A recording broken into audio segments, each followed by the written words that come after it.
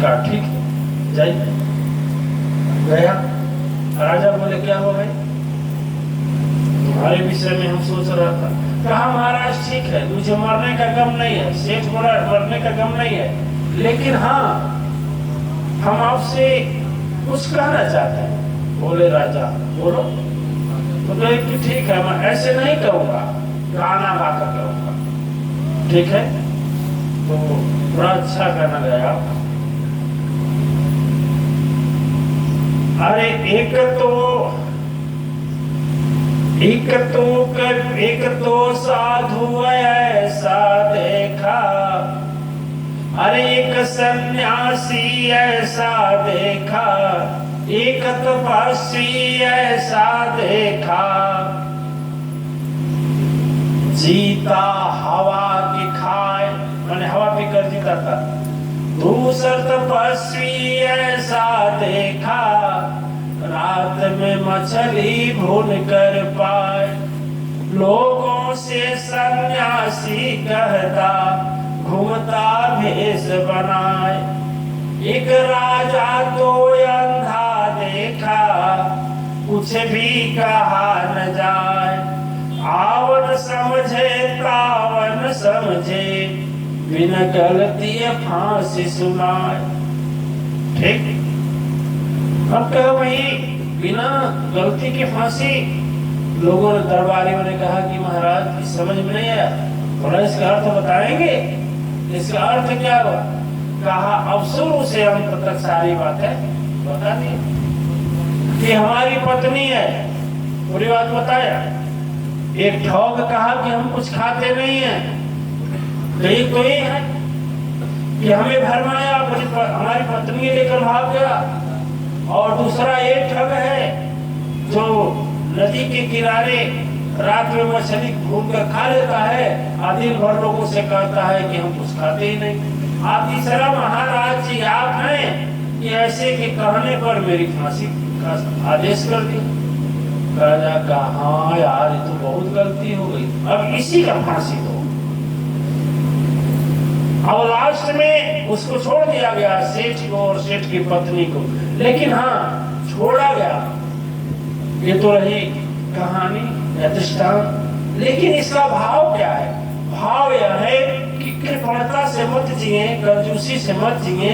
और दूसरी बात, यदि दान भी करें तो किसी अच्छे आदमी के हाथ में करें, किसी ऐसे दुष्ट प्रकृति के हाथ में दान न करें कि उसका पैसा, आपका दिया हुआ जो धन है, दुरुपयोग में लग जाए, खर्च हो जाए। क्योंकि दुरुपयोग में खर्च होगा, एक अपराध आपका भी लगेगा, एक होगा। और दूसरी बात, नकली कभी मत करें, नकली कदापि न करें। क्यों कि उधर अंतर हो ही निभाऊं, काल ने जिमि रावण राहु।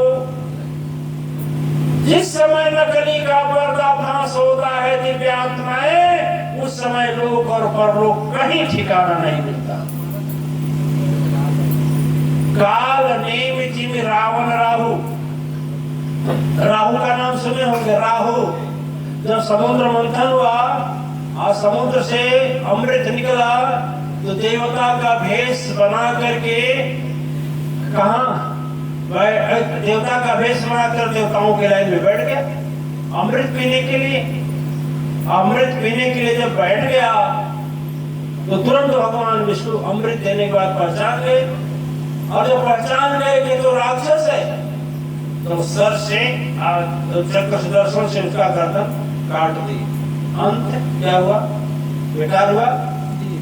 देवता तो नकली बना था। ऐसे कितने लोग सदगुरु बनकर घूम रहे हैं, कितने लोग ज्ञान मंत्र दे रहे हैं, कितने लोग सदगुरु और संत की भेष के महिमा का अपमान कर रहे हैं। लेकिन देखिए, जो ऐसे झूठ का सहारा लेता है वह एक दिन क्या होता है? क्या होता है? उसका अंत होता है। हमारे में एक भी हमसे नाराज होकर गया तो लगा चेला बनाने। ऐसा चेला बनाया कि चेलवे सब उसकी दवा कर दिए। हाँ, ऐसा चेला बनाए कि चेले में दवा कर दिया, ऐसा दवा कर दिए कि फिर वह न इधर के रहा न उधर के रहा। एक और हमारा विरोधी हुआ है, तो वो भी अपना बनाया है संस्था, कौन सा क्या क्या क्या करता है। तो देखिए, न सदगुरु बना नहीं जाता है, उसको परम ऊपर वाला बनाकर भेजता है। नकली बनने से नहीं होता, ठीक है ना। नकली बनने से होता तो बहुत सदगुरु हो जाते। लेकिन जब भी झूठ, नकली भेष कभी मत करना। नकली भेष हमेशा खतरनाक होता है, ठीक है। तो उधरे अंत न हो निवाहू, काल नेम जिम रावण राहु। साधु का भेष धारण किया रावण, किया ना। सीता मैया का हरण करने गया, सुने होंगे, साधु का भेष बना कर गया था ना। लेकिन उसका जब अंत उधरा, मैंने जब खुला बोल, तो क्या हुआ, उसका भी अंत दर्दनाक हुआ, दुर्दांत हुआ। रावण राहु, राहु का भी काल में था, काल में राक्षस था। जब भगवान रामचंद्र जी रामावतार में भगवान